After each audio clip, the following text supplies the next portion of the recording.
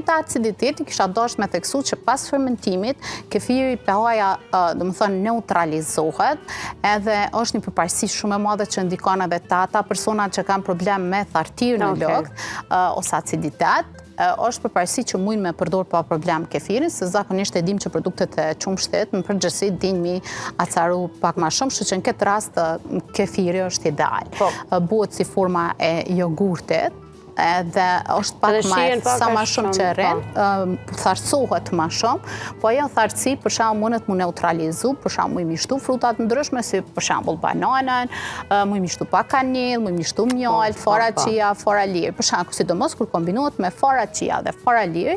i marrin ato ujin e tepërt, e absorbojnë ato për mu bëmy, edhe bëhet një produkt ideal, sidomos edhe për shkrirjen e yndyrnave të tepërta, për ata që kanë probleme me metabolizëm, rregullon metabolizmin, fillon procesin e shkrirjes së yndyrnave, edhe normal që ndikon dopse.